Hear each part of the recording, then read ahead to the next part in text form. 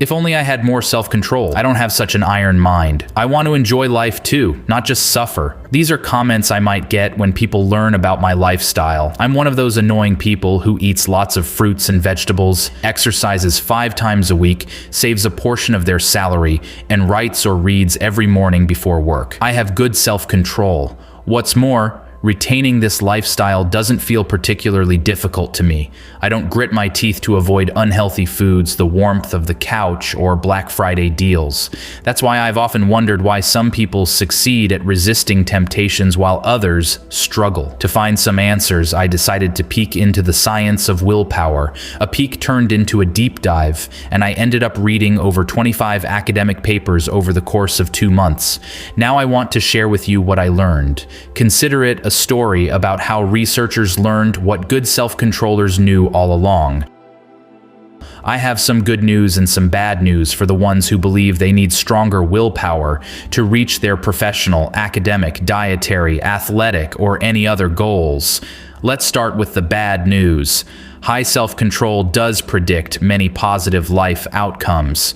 People who are good at self-control do better in school, have fewer mental health problems, have better relationships with friends and family, and generally exhibit fewer impulsive behaviors like binge eating and alcohol abuse. They're even happier.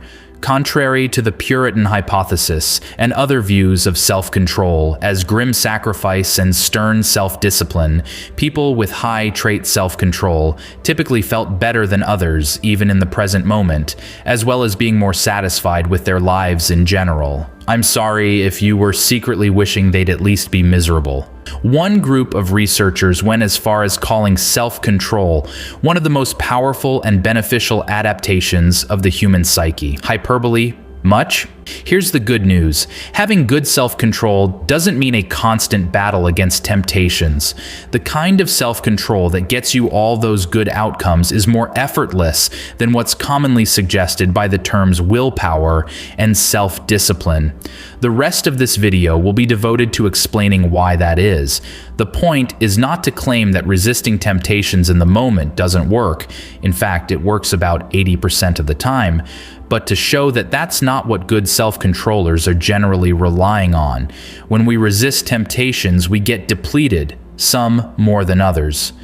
Looking at the type of research conducted under the notion of self-control, it seems like researchers took the term literally and found a convenient way to study it in a lab. Self-control must be about self and control. So let's see what happens when people resist temptation. A popular way to study such in-the-moment acts of self-control has been the dual-task paradigm. As the name suggests, it has 2 parts. First, participants do a task that requires resisting temptation or inhibiting impulses.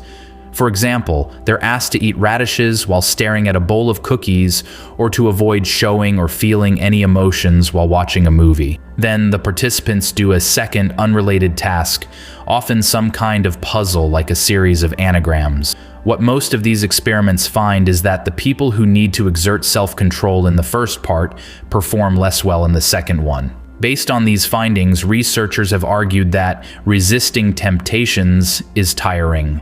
The resulting mental fatigue has been coined ego depletion. Self-control draws upon a limited resource similarly to a muscle, hence the term muscle strength model of self-control. But here's the twist. The positive life outcomes discussed earlier aren't based on ego depletion studies. They're primarily based on studies which have measured self-control through a self-report questionnaire.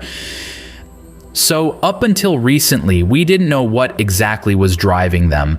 Do some people just have stronger willpower muscles, meaning they get less depleted after resisting temptations? Based on the number of studies on ego depletion, this is a tempting hypothesis. Luckily, we don't have to guess, because a group of German researchers put it to the test. They set up experiments following the dual task paradigm, but they also measured participants' level of self-control via a questionnaire, the same one used in the meta-analysis associating self-control with many desirable life outcomes. What they found was that good self-controllers were more vulnerable to ego depletion. They ate more candy and made riskier decisions in a game of dice after exerting self-control. More candy, riskier decision. Trait self-control did not buffer against ego depletion. The people describing themselves as good self-controllers seemed to have weaker, not stronger, self-control muscles. The researchers called these results ironic for a reason. Trait self-control did not buffer against ego depletion. The people describing themselves as good self-controllers seemed to have weaker, not stronger, self-control muscles. What's going on? If trait self-control doesn't protect against ego depletion, what's behind all those desirable life outcomes? While I was researching this for video, all roads seemed to lead to one particular paper that wasn't even directly about self-control. Based on the number of times it was referenced, its findings seemed to really have taken the self-control community by surprise. The paper was about everyday temptations, or in academies, the phenomenology of desire in everyday life, and it applied the experience sampling method. Basically, the researchers asked about 200 people in Würzburg, Germany, to wear beepers for a week and to report on their current or recent desires whenever the beeper went off, 7 times each day. If they were experiencing a desire, they were asked a few clarifying questions about it and, on some samples, also about the situation they were in, whether they'd consumed alcohol or whether they were alone or in company. Most of the study's findings were unsurprising. Participants were experiencing some type of desire about 50% of the time. Most commonly, they wished to eat, sleep, drink, use media, or have leisure time or social contact. When participants applied self-control, they often managed to resist the temptation they were facing about 80% of the time. But the findings related to a specific subset of participants, the ones scoring high on a trait measure of self-control, were more surprising. These participants didn't have fewer desires overall, but they did have fewer problematic desires. They reported less conflict and less resistance related to their desires. In other words, the people who scored high on trait self-control experienced fewer temptations in their daily lives. These findings are like having researchers finally move their focus away from individual acts of self-control to the people who are actually good at it, only to find these people smirking.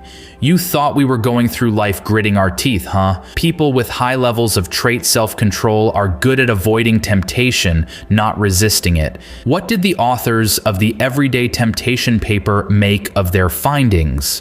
Well, they suggested that people with high levels of trait self-control are good at avoiding temptation, not resisting it. This conclusion suggests a reconsideration of how this trait operates. Their conclusion also aligns with the ironic findings related to ego depletion. If good self-controllers generally avoid temptation, it's understandable that they'd perform poorly when put into an artificial situation in which they're forced to resist temptation. If you don't lift heavy things, you're not going to get strong. Another study tested this temptation avoidance hypothesis and found that the people who scored high on trait self-control also reported more frequently using strategies to minimize or avoid temptation. And it wasn't all talk. They were more likely to choose to work without distractions, for example, to pick a quiet room over a noisy one before beginning a problem-solving task. But making individual smart choices doesn't seem to be the only reason good self-controllers experience fewer temptations. The findings related to temptation avoidance have made researchers curious about the role habits may play in self-control. After all, habits are a way to reduce resistance by automatizing a behavior. Maybe that's what those lucky people are good at. This does seem to be the case. One meta-analysis found that trait self-control was more strongly associated with automatic rather than consciously controlled behaviors. More specifically, people high in trait self-control have been found to have have weaker unhealthy snacking habits, stronger exercise habits, and stronger meditation habits 3 months after a meditation retreat. It seems that by relying on stable habits and routines, individuals with better self-control can enact important behaviors more automatically and effortlessly. Trait self-control doesn't, however, predict behavior equally across life domains. It has the strongest effects on work and school behavior. This makes sense if trait self-control is about building and breaking habits. It may be easier to create routines around working and studying as opposed to, for example, eating behavior, which is much more affected by natural drives and genetic predispositions. It's as if good self-controllers were saying, if we can routinize it, we can ace it.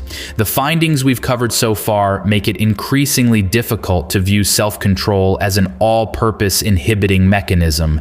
No wonder researchers have begun to differentiate between effortful and effortless self-control. And although effortful self-control is common in everyday life, the effortless kind seems to be the one driving those enviable long-term outcomes.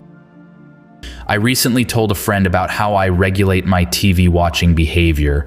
I try to refrain from starting a new series because I know that if I do, I'll end up binge watching the entire season. That requires self-discipline, my friend commented. My friend was right. It requires self-discipline not to start a new series. But not starting a new series requires less self-discipline than not watching another episode of Ted Lasso after just finishing one.